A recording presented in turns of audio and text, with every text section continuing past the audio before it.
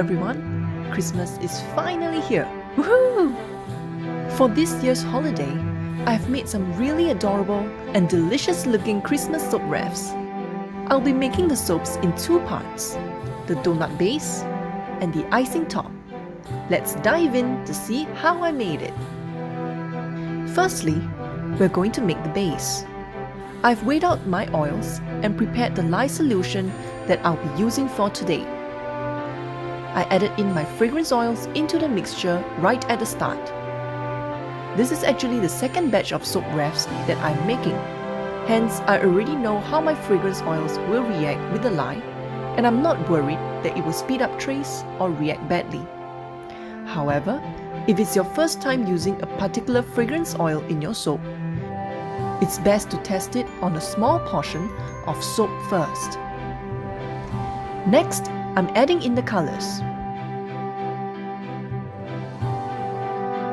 I used a mixture of micas and oxides to create that nice chocolate brown. I know many soap makers out there add colors and fragrances to the soap after blending the oil with lye. However, I prefer to add them into the oil mixture before adding lye, as I can mix them in very well without worrying that the soap batter will thicken up too fast. However, this method only works if you're making a soap that is one singular color. In this case, my soap base is a deep chocolate brown, so I can do it this way. Check the temperatures of the oil and lye solution. I like to keep them around 30 degrees, and when the temperature is right, I added in the lye.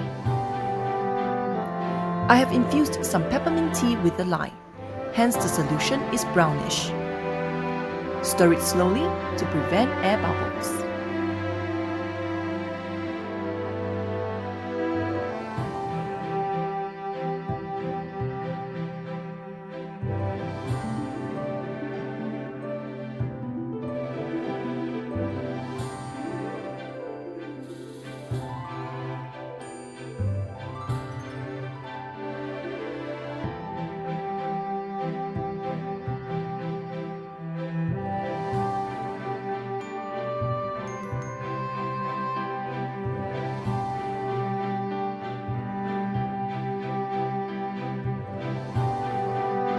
You can see that I'm constantly checking the consistency of the batter in between.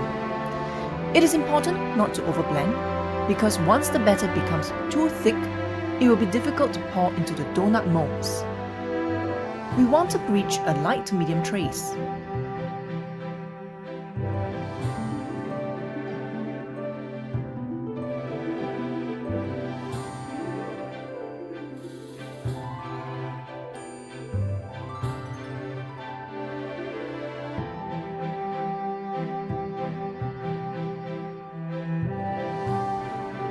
To check if your soap has reached the correct consistency, dip your spatula in, and the batter should drip down smoothly, forming lines and streaks on top of the surface. Look at how creamy and chocolatey it is! I transfer it into a container that has a nozzle so that it is easy to pour into my donut mold.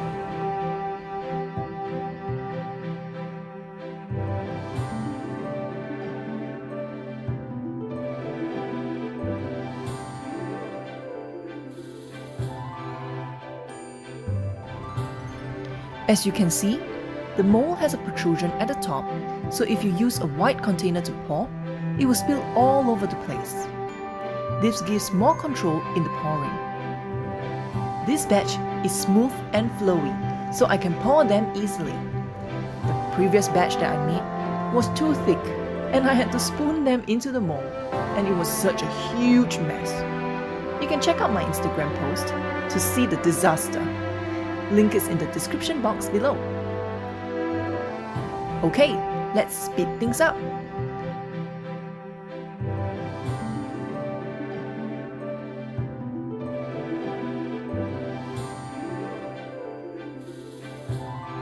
Here, I'm leveling out the soaps so that I have enough for all my molds. Oh dear, made a huge mess again, but that's okay. We can clean it up. It's always better to clean up your molds when the soap is still wet so that there will be less washing required after the soaps have cured.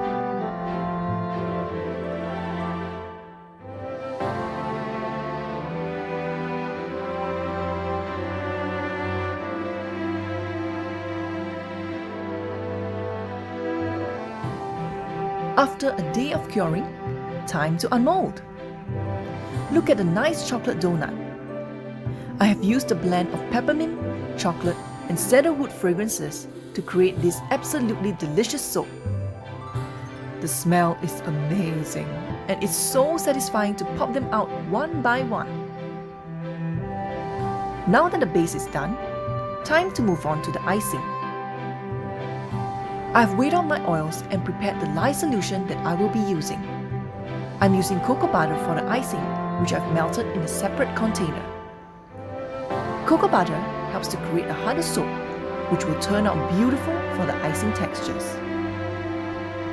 If you see some small little chunks in the oil, that's because I accidentally used my spoon that was tainted with a little bit of lye to stir the oil earlier. Hence, some of the soap has been formed.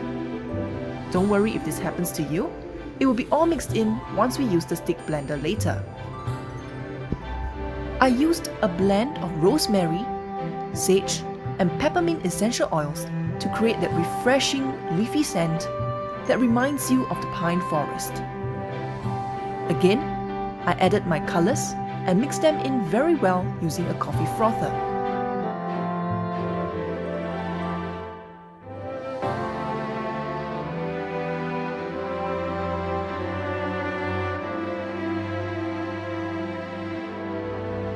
Finally, add the lye solution and we are ready to blend.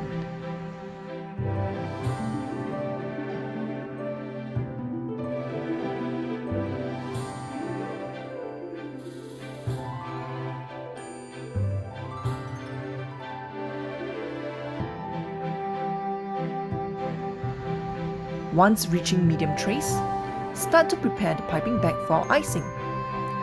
I used a 6-point star nozzle for this design. Fill in another piping bag with the soap batter and make sure that you tap down the bag to release any air pockets that are trapped inside. If you don't do this step, the air pockets will later cause what I call piping farts. That's right, when you squeeze the bag later, the air pocket will be released like a little fart and splatter the icing around. It may destroy your design, so just like real-life human farts, we want to keep the piping farts to a minimum.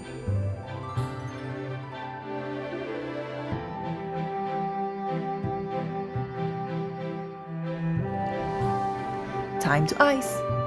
At this point, just be creative and play with the design.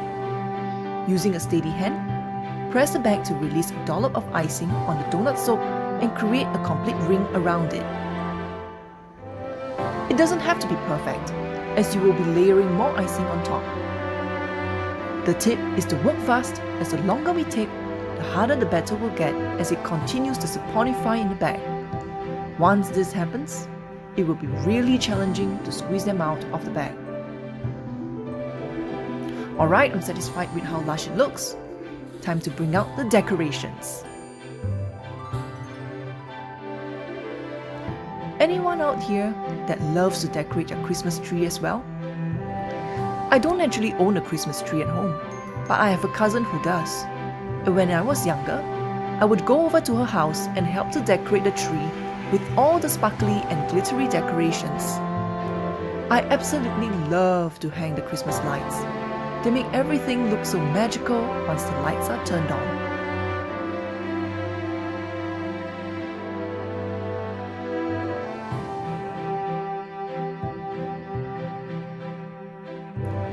Just like the colorful decorations and lights, I made some red and yellow balls out of melt and pour soap. One by one, I stick them onto the icing, as I feel I have more control in distributing the decorations more evenly this way. Once these colorful decorations are added, don't you think it starts to make our leafy wreath look more lively and festive now?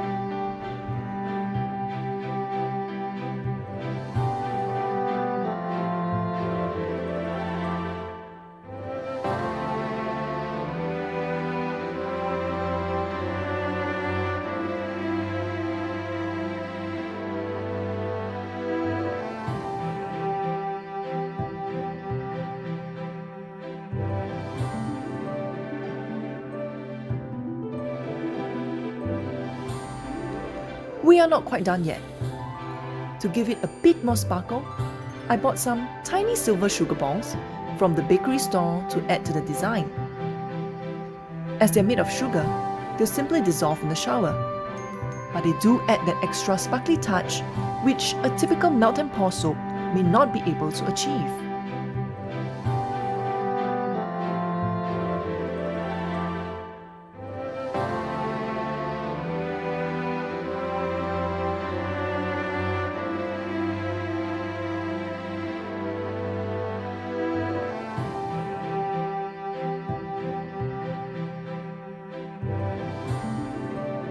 I'm not done with the decorations. At the bakery store, I saw these festive sprinkles and I just have to buy them. I sprinkled them randomly on the soap top to give it more texture and detail.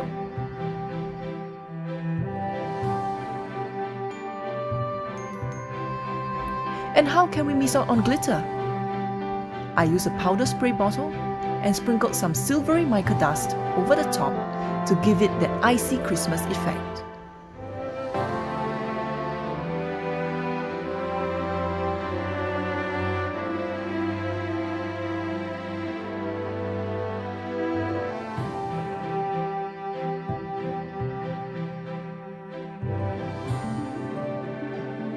And here's the completed soap wreaths.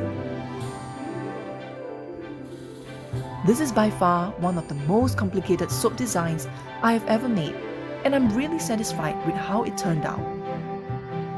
Don't you just want to take a bite? By the time this video is released, my soap wreaths would have been sold out. So a big thank you to those who have bought these lovely soap wreaths as gifts. I will be making more soaps in January 2022. So do check out my website and Instagram in the description box below. I hope you have enjoyed this video. Leave a thumbs up and subscribe to my channel for more soap making content. Thank you and Merry Christmas to all.